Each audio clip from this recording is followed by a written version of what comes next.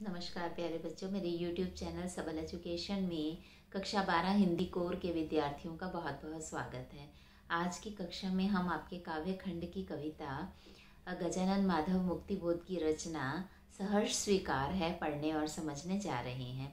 बच्चों, इस कविता में कवि ने सुख दुख, आशा निराशा, संघर्ष, अवसाद, जो भी जीवन में उसे जैसे भी जहाँ भी मिला वो उसे संघर्ष स्वीकार करना चाहता है और कर रहा है, परंतु वह अपने प्रियतम के प्रेम के कारण उसकी आत्मा कमज़ोर हो गई है। वह अपनी आत्मा को मजबूत बनाना चाहता है और अपने प्रियतम से दूर जाना चाहता है, इसलिए कि वह नैतिक रूप से, मानसिक रूप से अधिक सुदृढ़ बन सके, अधिक मजबूत बन सके। इसलिए वह इस प्रेम को भूल जाना चाहता है और प्रेम से दूर जाना चाहता है। आपके फर्स्ट टर्म में इस कविता में से MCQs आएंगे जो मैं आपको अभी समझाने जा रही हूँ। तो बच्चों, इस कविता पर आधारित सबसे पहला प्रश्न जो है वो यह है कि इस कविता के कवि कौन हैं। तो इसके ऑप्शन आपको दिए जा रहे हैं: गजाकर माधव मुक्तिबोध, गिरधर माधव मुक्तिबोध, गजमुख माधव मुक्तिबोध या गजानन माधव मुक्तिबोध। तो बच्चों, इसका सही उत्तर है कि इस कविता के कवि गजानन माधव मुक्तिबोध है। नंबर 4 इसका सही उत्तर है। दूसरा प्रश्न है, जिंदगी में जो कुछ है, जो भी है, उसे कैसे स्वीकारा है।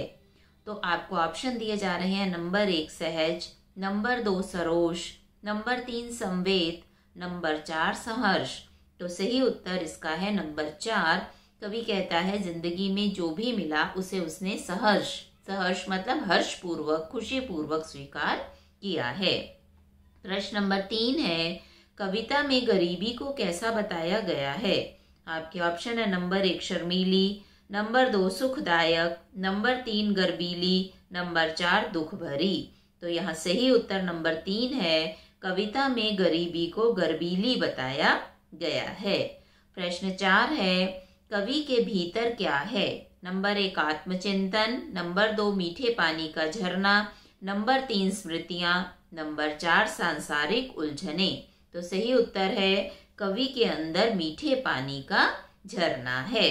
अगला प्रश्न है प्रश्न 5, कवि की आत्मा कैसी हो गई है। आपके ऑप्शन है: कमजोर, अक्षम, नंबर 2 पीड़ा से भरी हुई, नंबर 3 सशक्त, नंबर 4 भाव शून्य। तो सही उत्तर नंबर 1 है, कवि की आत्मा कमजोर और अक्षम हो गई है। प्रश्न नंबर 6 है, कवि के अनुसार जो कुछ भी मेरा है वह तुम्हें क्या है। नंबर 1 प्यारा है, नंबर 2 न्यारा है, नंबर 3 हराया है, नंबर 4 तुम्हारा है। तो सही उत्तर इसमें नंबर 1 है। कवि कहता है जो कुछ भी मेरा है वह तुम्हें प्यारा है। प्रश्न नंबर 7 है, कवि कहाँ लापता होना चाहता है। ऑप्शन है: नंबर 1 बादलों में, नंबर 2 वायु में, नंबर 3 अंधेरी गुफाओं में, नंबर 4 आकाश में। तो कविता के अनुसार कवि अंधेरी गुफाओं में लापता होना चाहता है। नंबर 3 इसका सही उत्तर है। प्रश्न 8 है, कवि को कैसी आत्मीयता सहन नहीं होती। आपके ऑप्शन है: संवेदन रहित, नंबर 2 संवेदना देने वाली, नंबर 3 विचारात्मक, नंबर 4 समझाने वाली। तो सही उत्तर नंबर 2 है, कवि को संवेदना देने वाली आत्मीयता सहन नहीं होती है।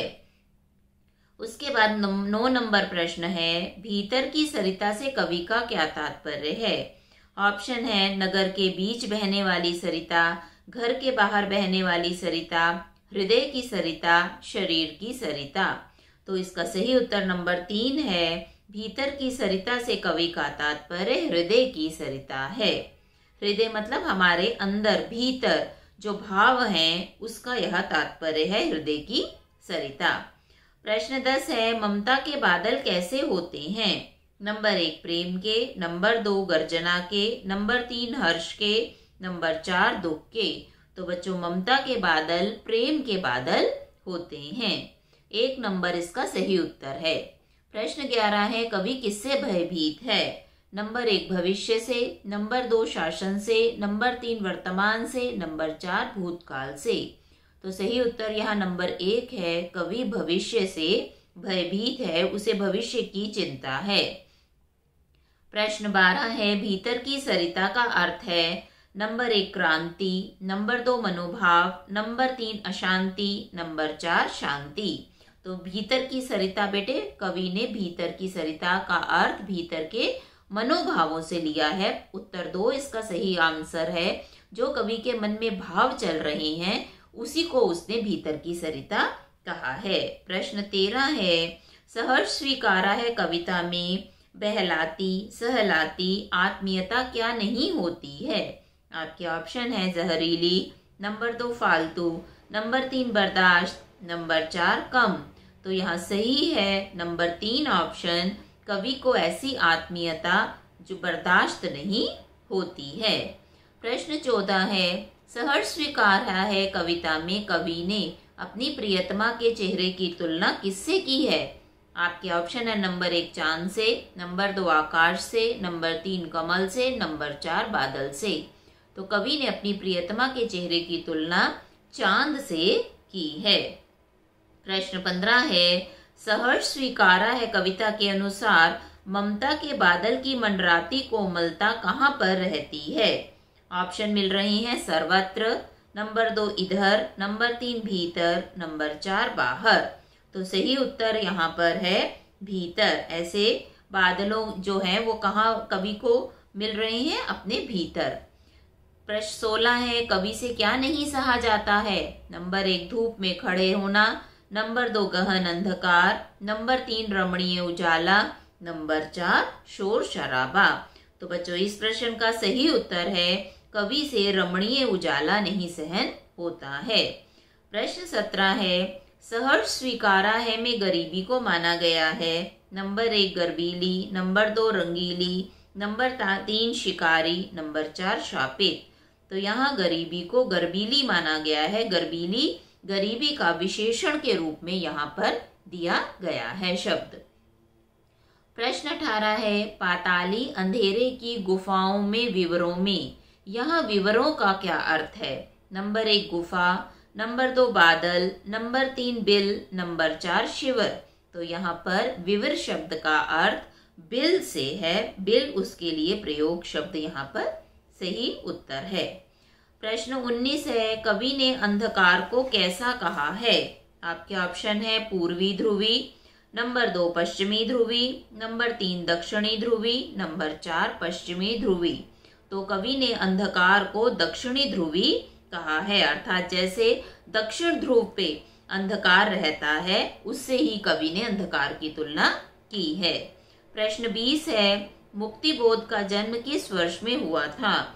आपके ऑप्शंस हैं 1961 में, नंबर 2 1964 में, नंबर 3 1963 में, नंबर 4 1962 में। तो सही उत्तर है गजानन माधव मुक्तिबोध का जन्म 1964 में हुआ था। अगला प्रश्न है, कवि क्या दंड चाहता है। नंबर 1 फांसी की सजा, नंबर 2 देश निकाला, नंबर 3 भूलने का दंड, नंबर 4 आजीवन कारावास। तो बच्चों सही उत्तर है कवि भूलने का दंड चाहता है, वो सब बातों को भूल जाना चाहता है। प्रश्न 22 है, सहर्ष स्वीकारा है कविता कवि के किस काव्य संग्रह से ली गई है। आपके ऑप्शन है सतह से उठता आदमी, नंबर 2 चांद का मुंह टेढ़ा है, नंबर 3 दांत का सपना, नंबर 4 भूरी भूरी खाक धूल। तो सही उत्तर है यह कविता कवि के भूरी भूरी खाक धूल नामक संग्रह से ली गई है। प्रश्न 23 है, सहर्ष स्वीकारा है कविता किस भाषा में रचित है। आपके ऑप्शन है नंबर 1 अवधी, नंबर 2 ब्रजभाषा, नंबर 3 खड़ी बोली, नंबर 4 अपभ्रंश। तो सही उत्तर है यह कविता खड़ी बोली में रचित है। खड़ी बोली में कवि ने इस कविता को लिखा है। प्रश्न 24 है, कवि किस अपराध के लिए दंड मांगता है। नंबर 1 प्रभु को भूल जाने के लिए, नंबर 2 गलत कार्य करने के लिए, नंबर 3 सबसे लड़ने के लिए, नंबर 4 कोई कार्य न करने के लिए। तो वह प्रभु को भूल जाने के अपराध के लिए दंड मांगता है। नंबर 1 इसका सही उत्तर है। लास्ट प्रश्न है, कवि प्रभु के प्रति क्या समर्पित करता है? नंबर 1 सर्वस्व, नंबर 2 प्राण, नंबर 3 धन, नंबर 4 संपत्ति। तो सही उत्तर ये है कि कवि प्रभु के प्रति अपना सर्वस्व समर्पित करता है। तो इस तरह से बच्चों इस कविता पर जितने MCQ संभावित बन सकते थे वो मैंने इस वीडियो में आपको समझाए हैं। आशा करती हूँ आप एग्जाम में बहुत अच्छे नंबर लेके पास होंगे और साथ ही आपकी पाठ्यपुस्तक आरोह से संबंधित अन्य भी बहुत से वीडियो मैंने अपलोड किए हैं, MCQs आपको समझाए हैं, पाठ समझाए हैं, उनका लिंक भी मैं डिस्क्रिप्शन बॉक्स में डाल दूंगी, आप उन्हें भी देख सकते हैं। वीडियो अच्छा लगे तो इसे ज़्यादा से ज़्यादा लाइक और शेयर कीजिए, चैनल को सब्सक्राइब कीजिए। धन्यवाद।